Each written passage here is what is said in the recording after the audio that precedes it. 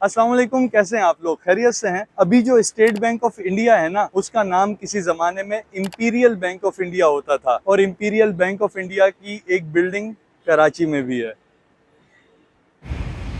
अच्छा, ये अभी तो स्टेट बैंक ऑफ पाकिस्तान का म्यूज़ियम बन गया है, लेकिन यहाँ की जो सबसे प्यारी चीज़ है ना, वो ये है कि इन्होंने इंपीरियल बैंक ऑफ इंडिया वो हटाया नहीं, उसको वैसा का वैसा ही रहने दिया। मैं अंदर से भी आपको विजिट करवाता हूँ, लेकिन वो बाहर वाली एक चीज़ पहले आपको दिखाता हूँ। आओ, ये देखें, एक वॉल आर्ट का टुकड़ा यहाँ पर रखा हुआ है, जहाँ पर इसकी बेंचेज हैं, बैठने की जगह है। अब इस टुकड़े को देखो, इसके ऊपर कितना खूबसूरत ये हाथी बने हुए हैं।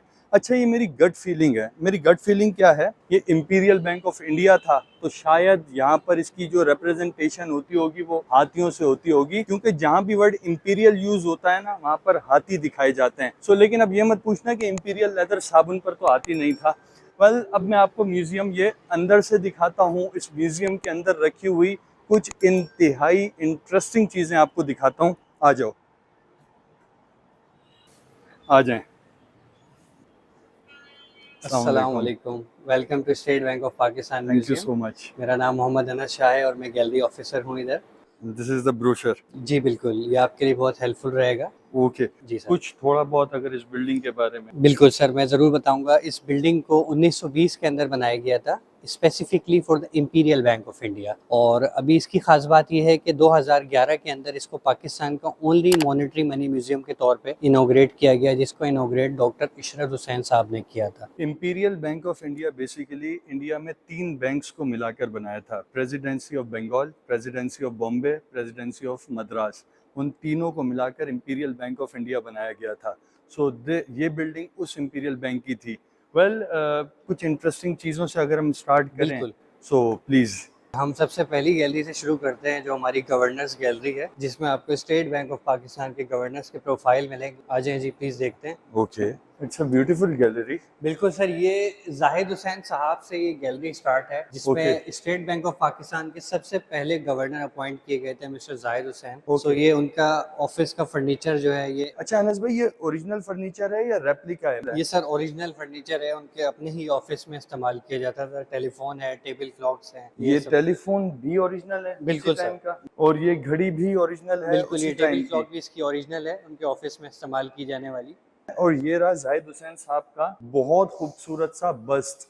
जाहिद हुसैन साहब की एक दो बहुत इंटरेस्टिंग चीजें आपको बताता हूँ। आपको ये तो पता लग गया कि वो स्टेट बैंक के पहले गवर्नर थे। जाहिद हुसैन साहब इंडिया में पाकिस्तान के पहले हाई कमिश्नर भी थे। जाहिद हुसैन साहब अलीगढ़ यूनिवर्सिटी के वाइस चांसलर भी थे। जाहिद हुसैन साहब के क्रेडिट में सिर्फ स्टेट बैंक नहीं है, और भी बेतहाशा चीजें हैं। जो सिक्के बनने का प्रोसेस होता है ना, उसको कहते हैं मिंटिंग, और जो बनाता है उसको कहते हैं मिंट। और पाकिस्तान में जो सिक्के बनते हैं वो लाहौर में बनते हैं, पाकिस्तान मिंट में। अच्छा, ये सिक्के किस तरह से इसमें मतलब किस तरह बनते थे, क्या होता था, कितने सिक्के बनते थे, कितने दिन में, कितनी देर में? सर ये 1 मिनट में 60 कॉइन्स बनाती थी पर सेकंड पर कॉइन बनाने का एजाज था इस मशीन को। ओके, फिर अब ये जब लेटेस्ट टेक्नोलॉजी के बाद ये ऑब्सोलीट हो गई। कॉइन्स इसका बनती मेरे ख्याल से इसका जो प्रॉपर नाम है वो है नकल जॉइंट मिंटिंग प्रेस। आ जाए सर, आपको पाकिस्तान के अंदर जो हमारा म्यूजियम है उसकी coin gallery 1 pre Islamic collection दिखाते हैं। अच्छा जी सर, यहाँ पे कौड़ी शेल्स रखे हैं। बेसिकली ये total okay, pre Islamic collection है। ओके, ये किस पर्पज में यूज सर होते थे? बेसिकली ये डायरेक्टली मनी के तौर पे इस्तेमाल किए गए इन कौड़ीज को। अच्छा, यहाँ पे रत्ती सीड्स रखी है। अल्लाह ताला ने कुदरती इन रत्तियों में खासियत ये रखी है कि रत्ती का दाना, हर दाना वजन में बराबर होता है। मतलब रत्ती का कोई भी दाना ले लें वो बराबर होगा वजन बिल्कुल। में। अब ये दो चीजें मैं आपको बताऊं, वो आपने सुना ना, कोई बंदा कोड़ियों के भाव बिक गया, कोई चीज कोड़ियों के भाव बिक गई, तो वो कोड़ियां ये होती हैं। इसी तरह जब किसी को बंदा कहता है ना कि उसमें रत्ती बराबर शर्म नहीं है, तो रत्ती का साइज देख लो, रत्ती का साइज ये होता है। ये इडियोमैटिक वे में यूज होता है कि किसी बंदे में रत्ती बराबर डर नहीं है, किसी बंदे में रत्ती बराबर शर्म नहीं है, लिहाज नहीं, मतलब इतना सा भी नहीं है। ये हैं वो कोड़ियां, ये हैं वो रत्तियां, जिसके बारे में बचपन से हम लोग ताने खाते हुए आए। अच्छा, इसके बाद अनस भाई अब कौन सी गैलरी है? अभी हम जाएंगे इस्लामिक गैलरी, जो हमारी कॉइन गैलरी 2 है। ओके, अब यहाँ से इसी गैलरी में से ये कॉइन गैलरी 2 आ गई। अच्छा जी सर, ये इस्लामिक गैलरी के अंदर मैं आपको कुछ ऐसी इंटरेस्टिंग चीज़ें बताता हूँ जो शायद हमारे ऑडियंस को इससे पहले ना मालूम हो। ये पाकिस्तान की गोल्ड की कॉइन्स कलेक्शन है, जो कायदे आज़म मोहम्मद अली जिन्ना साहब की 100 साला सालगिरह और अल्लामा इकबाल साहब की 100 साला सालगिरह के ऊपर ये गोल्ड के कॉइन्स इशू किए गए थे। ये तो बड़ी इंटरेस्टिंग चीज है, ये मैंने लाइफ में मुझे फर्स्ट टाइम पता लगा है आज। अच्छा, यहाँ पर ये मेडल्स जो रखे हुए हैं, जी ये सर, कौन से बिल्कुल। मेडल्स हैं? सर इसमें आर्मी अवार्ड्स भी हैं, सिविल अवार्ड्स भी हैं, जैसे कि इस हमारे पास निशान हैदर भी है। This is Nishan Haider, the highest military award of Pakistan. ये रहा निशान हैदर। सो ये तमगाए हुस्न कारकर्दगी वगैरह सब कुछ, सिविलियन और मिलिट्री, ये दोनों अवार्ड्स यहाँ पर रखे हुए हैं। और यहाँ पर और भी कॉइन्स हैं सर ये कमेमोरेटिव। बेसिकली मुगल्स कॉइन को बिलोंग कर रही है ये इसमें टोटल अशरफियां हैं और ये गोल्ड कॉइन ये हैं अशरफियां? बिल्कुल सर। ओके, ये किसी जमाने की कहानियां नहीं सुनते थे कि बादशाह ने उससे खुश होकर उसे अशरफियां दे दी, उसको इतनी अशरफियां दे दी। सो बेसिकली अशरफियां ये थी, ये गोल्ड कॉइन्स अशरफियां होते थे। अब कमेमोरेटिव कॉइन्स वो होते हैं यादगारी सिक्के, जो खास मौकों के ऊपर तकरीबन हर मुल्क दुनिया का निकालता है। यहाँ पर ईदी साहब, डॉक्टर रुतफाओ, अल्लामा इकबाल, फातिमा जिन्ना, बेनजीर भुट्टो, इन सब के नाम के यादगारी सिक्के पाकिस्तान की हुकूमत ने खास मौकों पर निकाले थे। अब ये देखें, किसी टाइम पर शायद आपने देखी हो, अगर आप 90s किड भी हो ना, तब भी आपने देखा होगा, मेल बॉक्सेस लगे हुए होते थे मुख्तलिफ जगहों पर, चौक पर, चौराहों पर। यहाँ ये खत डालते थे लोग, यहाँ पर ये पोस्टल कोड होता था। अच्छा, ये वाले डिजाइन का मैंने आज तक नहीं देखा, ये मैं फर्स्ट टाइम देख रहा हूँ, और ये ऑफिशियल है। मैं करीब से आपको दिखाता हूँ, इसके ऊपर हुकूमत पाकिस्तान की सील भी लगी हुई है। अच्छा, अब ये आ गई करेंसी गैलरी एक और। अच्छा, पहली वाली करेंसी गैलरी में सिर्फ थे सिक्के, यहाँ पर हैं नोट्स। यहाँ से स्टार्ट करते हैं। सर ये पाकिस्तान के वाहिद नोट्स हैं जिसमें हुकूमत पाकिस्तान लिखा हुआ है, और लेकिन पिक्चर जो है वो किंग जॉर्ज की है। सो ये पाकिस्तान बनने के अच्छा, बाद यूज हुए हैं। सो उसके बाद इंटरेस्टिंग नोट्स मैं आपको दिखाता हूँ पाकिस्तान के। इस नोट का आप कलर चेक करो, ये 5 रुपए के नोट का, ये 100 रुपए के नोट का। फिर इससे ज्यादा इंटरेस्टिंग चीज आपको दिखाता हूँ। जब पाकिस्तान और बांग्लादेश एक साथ थे ना, जब ईस्ट पाकिस्तान और वेस्ट पाकिस्तान था, तब पाकिस्तान के नोटों के ऊपर बंगाली भी लिखी हुई होती थी, इस तरह से।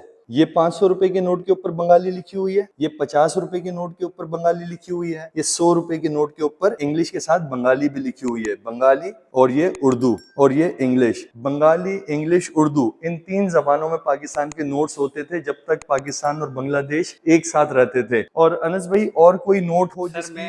बिल्कुल, एक 1974 के अंदर रीजनल लैंग्वेज नोट कहलाता है ये, जिसमें पाकिस्तान की 4 कौमी ज़बानें ये वाला लिखाई गई नोट? थी। जी, इसमें सर 1 रुपी का जो वर्ड है वो 4 डिफरेंट रीजनल लैंग्वेजेस में लिखा गया, पंजाबी, सिंधी, पश्तो, बलोची। तो इसके ब्लू वाटर मार्क में आप देख सकते हैं 1 रुपी जो पंजाबी में है, 1 रुपी सिंधी में, यो रुपी पश्तो में, और 1 रुपी जो है वो बलोची में लिखा गया। ओके, ये कब आया था? 1974 में। तो ये यादगारी नोट था या ये चला भी था? ये जनरल नोट था, जो लीगल टेंडर नोट होता है, पब्लिक ने यूज अच्छा, किया। जी। वाह, ये तो पहली बार मैं सुन रहा हूँ कि पाकिस्तान में एक नोट ऐसा भी आया था जिसके ऊपर पंजाबी, सिंधी, बलोची, उर्दू चारों जबानों में लिखा हुआ था 1 रुपया। ये 1974 में आया था।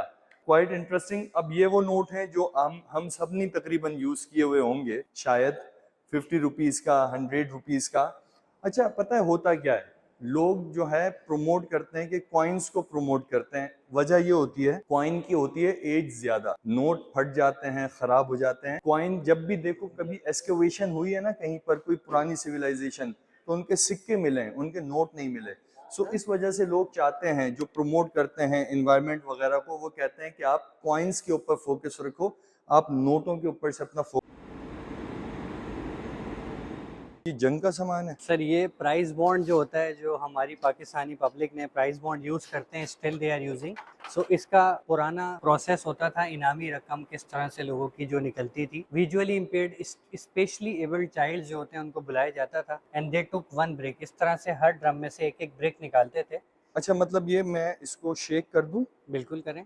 ये इसको अच्छी तरह शेक किया, फिर ये खोला, और ये खुलकर, जैसे फॉर एग्जांपल इसके अंदर से मैंने कोई एक नंबर निकाल लिया, फॉर एग्जांपल मैंने 6 नंबर मेरा निकला। सो अनस भाई, इसमें जो ये हैं डब्बे, 1 2 3 4 5 6, 6 ड्रम्स। प्राइस बॉन्ड पे कितने डिजिट्स होते हैं? 6 न्यूमेरिक डिजिट्स होते हैं, तो इसी तरह से 6 ड्रम्स है हमारे अच्छा, पास।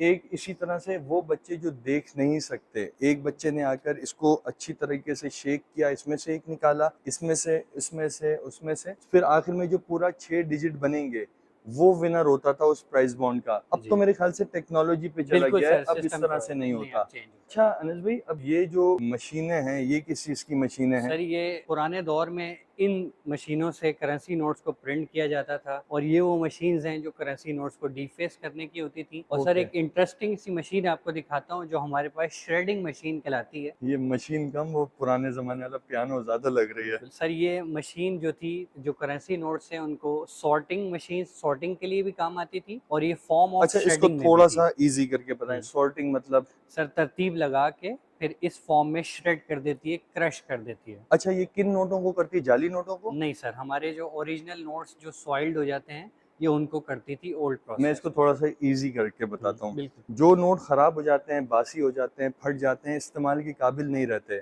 लोग आकर स्टेट बैंक में जमा करवाते हैं। स्टेट बैंक उसकी जगह आपको एक फ्रेश नोट दे देता है। स्टेट बैंक खुद क्या करता है, उन नोटों को इस मशीन में रख के एक तरतीब देता है, फिर यहाँ पर रखकर उस पेपर का चूरा बना देता देता है, था सर, श्रेड कर देता है। देता था, ये क्लोज हो गया पर। श्रेड कर देता है। लेकिन अब ये प्रोसेस कंटिन्यू नहीं है। सो इस तरह उस चूरे का, उस श्रेड का पूरा इस तरह का एक पेपर वेट बन जाता है। तो पेपर वेट में तो अच्छे खासे पैसे लगे हुए होंगे। बिल्कुल सर, ये अराउंड 1 मिलियन भी होते हैं इसमें। और अभी स्पेशल बात ये है कि जो हमारे म्यूजियम में मेहमान, हमारे गेस्ट आते हाँ। हैं, हम ये उनको एज अ सुवेनियर के तौर पे देते हैं कि वो यादगार जब यहाँ से जाएं तो ये यादगारी गिफ्ट सुवेनियर हमसे लेके जाएं। वाओ। सो मतलब आपके घर पे जो पेपर वेट हो वो कम से कम 10 लाख रुपए का तो होना चाहिए। फिर अनस भाई, ये अच्छा, ये पाकिस्तान की सर सबसे पहली एटीएम मशीन है जो 1988 के अंदर एचबीएल बैंक ने लगाई थी। ओके। अच्छा, एचबीएल बैंक पाकिस्तान का पहला कमर्शियल बैंक भी था और कायदे आजम की रिक्वेस्ट पर उन्होंने पाकिस्तान में ऑपरेशन स्टार्ट किए थे। सो पहली मशीन जो पाकिस्तान में एटीएम की लगी वो भी एचबीएल ने ही लगाई थी। वो कुछ इस शक्ल की होती थी।